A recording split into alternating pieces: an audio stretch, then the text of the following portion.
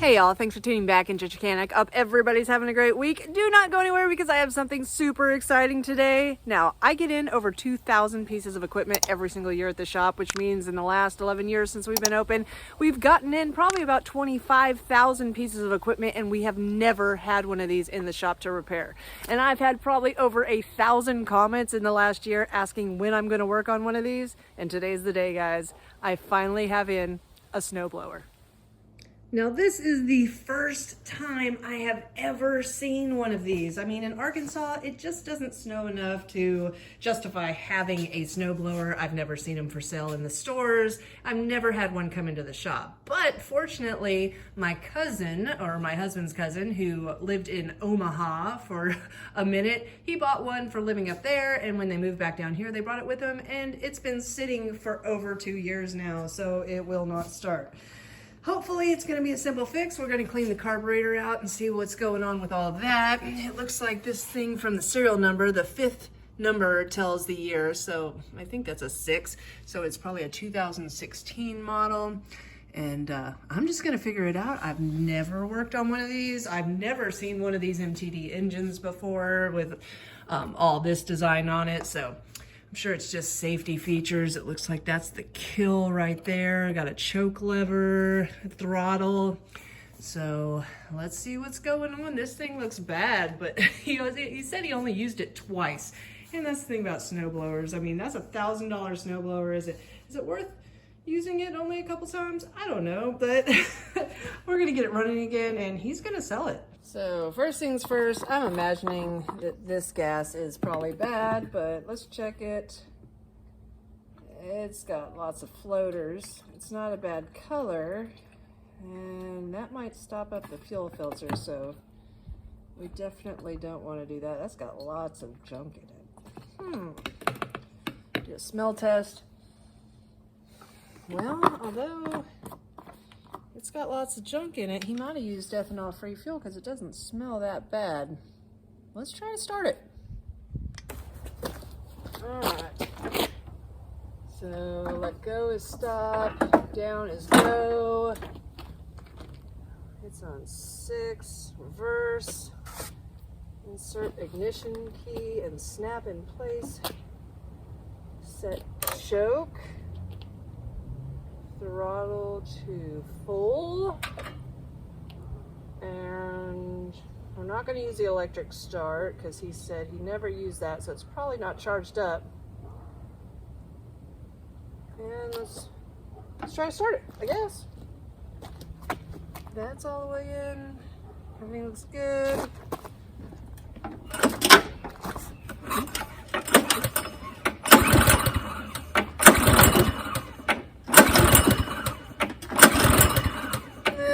Is gonna hit.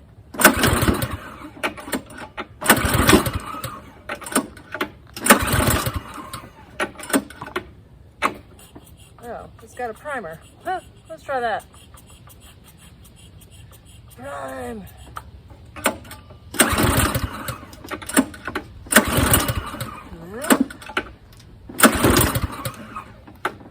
Huh. Ain't gonna hit. Stick the air filter off. Well, I'm going to assume that the air filter is under here, since the carburetor's got to be under here, but this looks like it's part of this whole panel, so if you take that off, all this stuff comes with it. I don't know, let's see what's behind it. So it looks like we've got 1, 2, 3, 4 bolts. So we can get this cover off. Hopefully, I don't think this goes under here, the rewind, but I don't know. I'm gonna use my 10mm to remove those.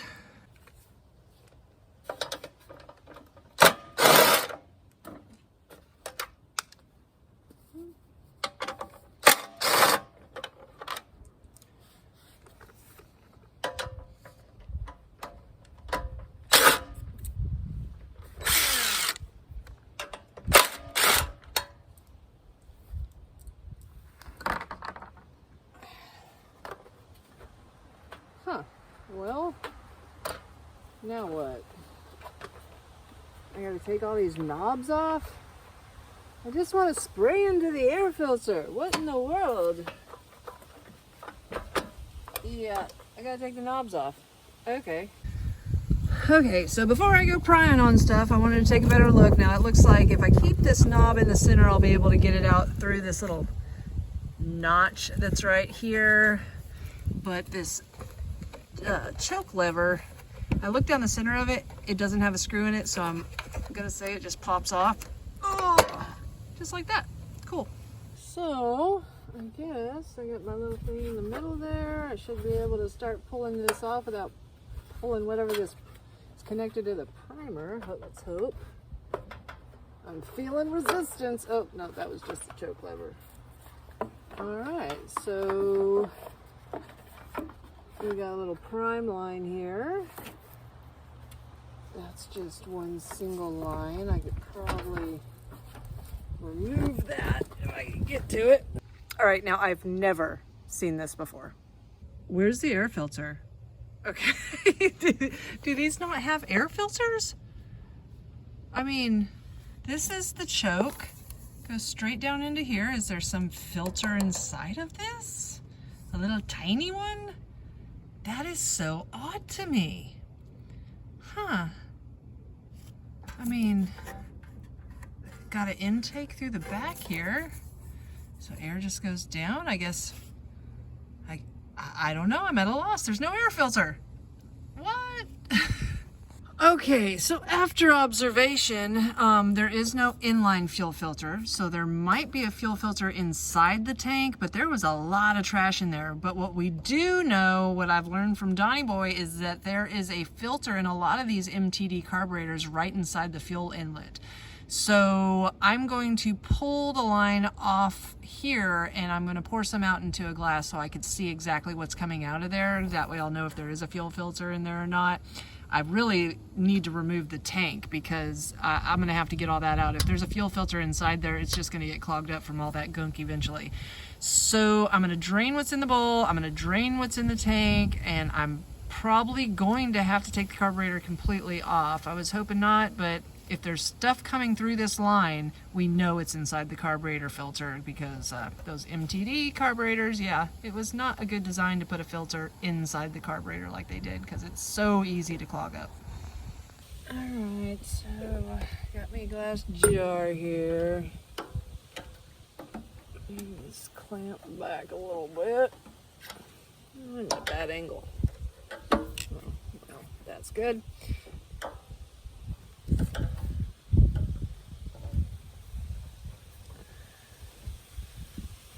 Loosen it up on the nipple. Oh,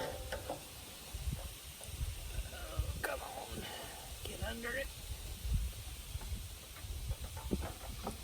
I mean, there's not even a fuel shutoff on this thing. That's odd.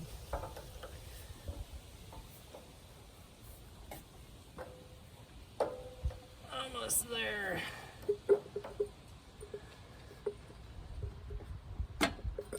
Oh, that's a big nipple. Okay. Oh, come out this way. Let's see what's coming out here. Huh. It's not a very good flow. I'm going to imagine that this is clogged up some. Yeah, because that's just tinkling out there. We're going to definitely have to take the tank off. Huh. Alright, so I am going to remove the carburetor, which is just 2 nuts. We'll be able to pull this off, but you will want to take note, maybe take a picture of where this spring goes into this lever right here and this rod. So we're going to do that, and I'm going to remove the tank. It's got a couple bolts here and a couple bolts on this side. I don't know if this bolt back here is one I got to remove. That'll be fun. And I just put the fuel line up here so it doesn't leak while I'm doing all that, and let's tear it apart.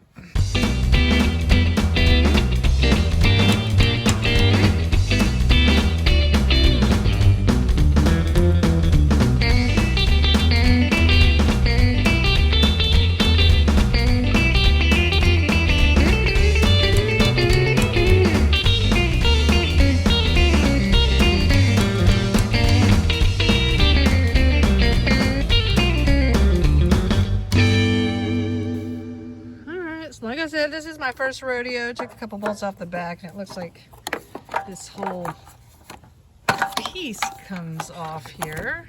I'll just set that down there and then figure out where the gas tank is still attached. Looks like maybe here, maybe through here. Goodness gracious, this is a lot to take off. Wow. So that's the electric start system, so that's separate. Looks like there's another bolt here. Oh Lord. Okay.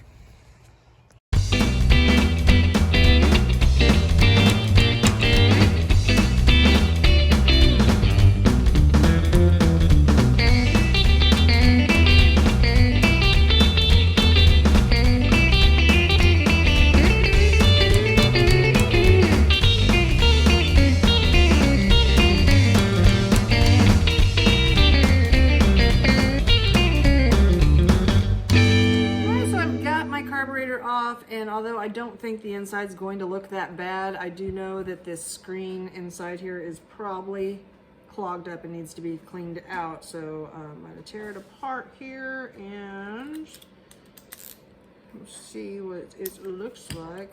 I guess I don't need my extension on there.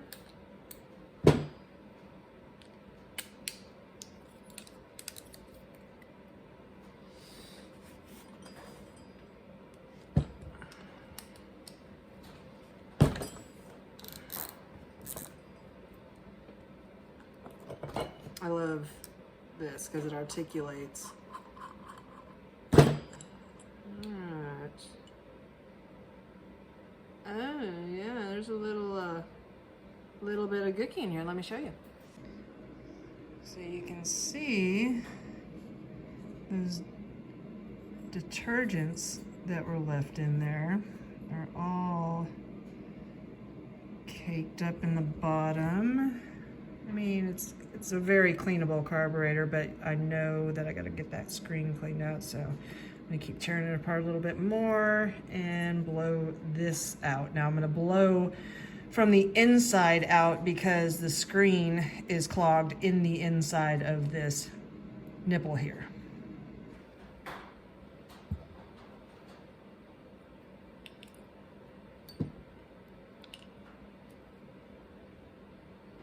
Yeah, needle still looks good.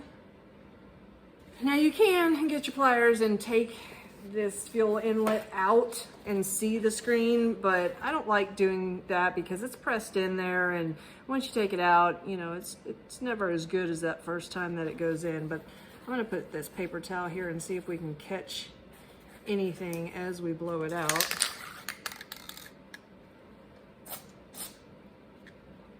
Felt a little come through there. I don't see any chunks, but a little bit of debris.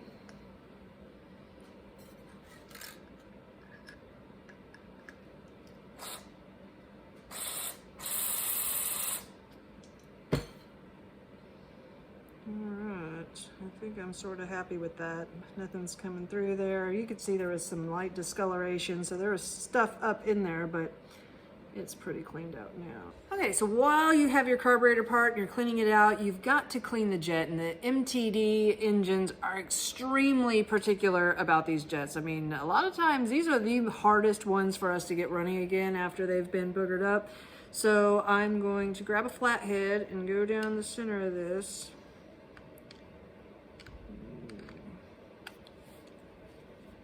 And unscrew the jet from the center. And then it will fall out. You got them two pieces right there. You're gonna wanna spray down inside there real good. And then I take my welding tip cleaners because that's the easiest way for me to do it. Sometimes I use guitar strings, and I'm gonna find the size to go through here. Start out pretty small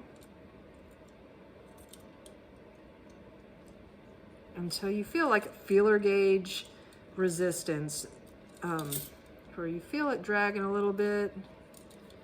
I gotta keep going up here, but to where you're not, you know, doing too much damage to it. You just, that is, maybe I can go up one more. Let's see.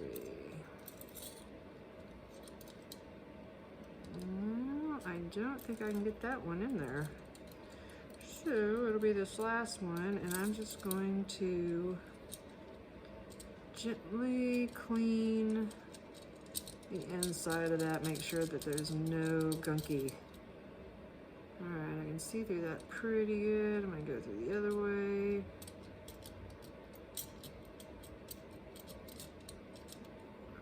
All right, that's good. Now I'm gonna get something real small here and go through all these little holes because they're pretty gunked up. I think I got one completely clogged right there. And you're gonna have to go through every single one of these tiny little holes and clean it out good.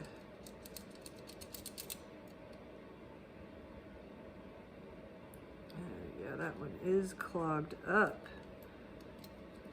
And it would have ran probably with this, but it would have definitely surged. Yeah, I want to be able to see through all of them holes. Yep, I can see through them now.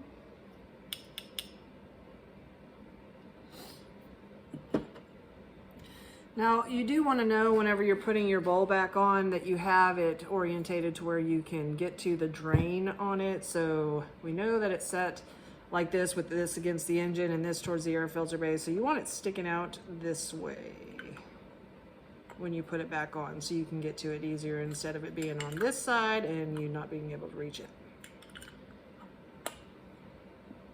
So to check it, to make sure that your needle's working correctly, you'll turn it upside down because then the float has the needle shut off.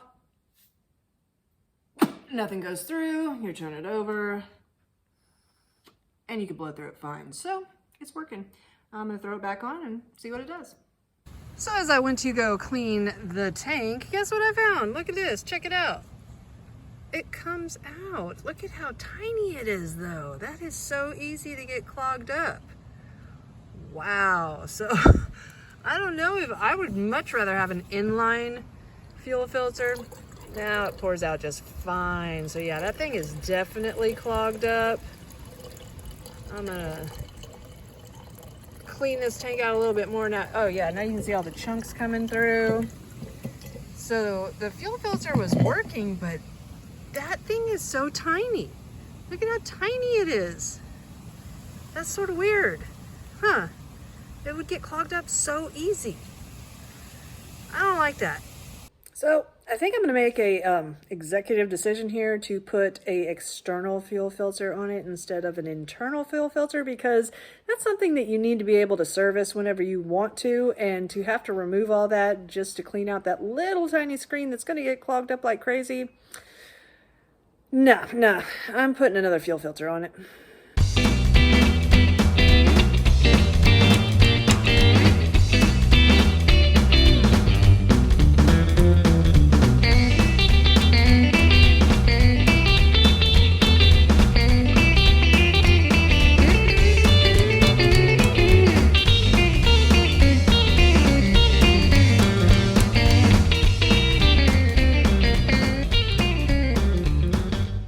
So I got my gas tank put back on, I got the carburetor back on, I've got everything ready to go except for the fuel line. I still have to put my fuel filter in place, but I want to make sure that wherever I put it, it's not going to kink the line and it's not going to hit anything like, you know, this lever right here, or whenever I put this cover back on, I don't want anything hitting it. So I think I'm going to put it about right here and we should be good. All right, so I've got in place where I like it, and I know, guys, I do not have clamps on it. That's because the ones I brought home that fit all my Briggs line and Tecumseh line are too small for this super fat line. So I got to get some other clamps, which it won't be a big deal, but I did want to make sure that I had plenty of clearance for this to not touch the fuel line, and it is perfect. So I'm going to go ahead and put this cover back on, throw some gas in it, and see if it starts.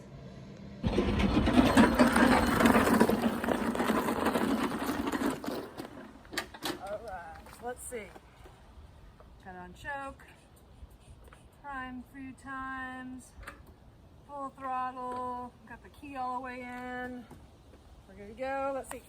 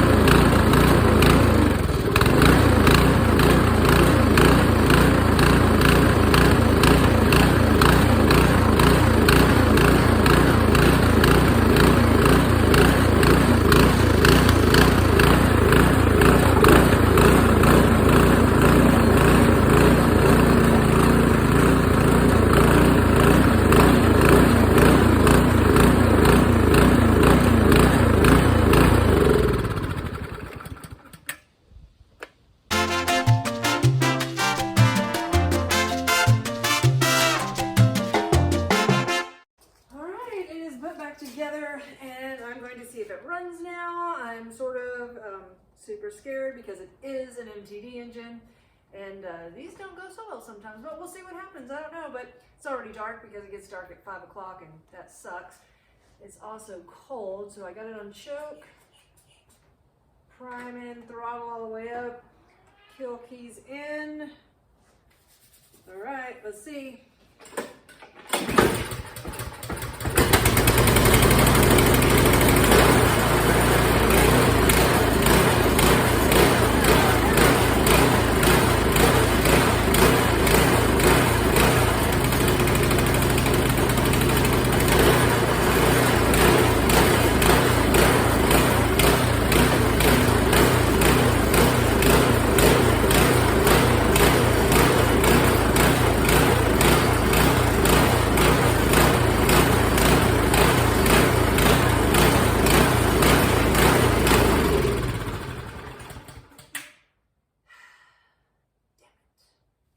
So what do I do now? Now I take it back apart because although it ran good enough to probably blow some snow, it ain't perfect and I gotta get it that way. So I'm gonna take the carburetor back off and see if I missed something.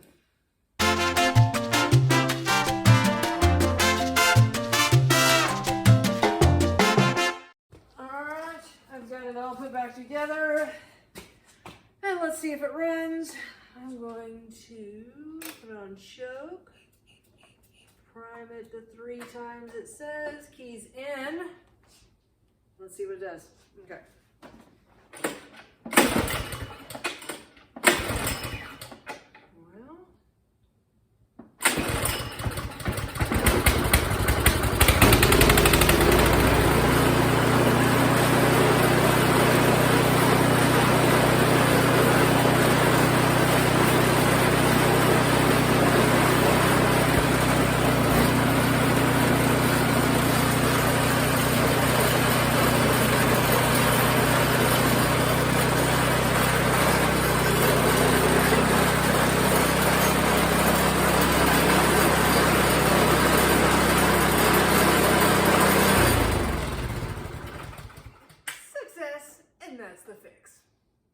Well. Conquered my first snowblower, yes, but it was pretty much like everything else I work on.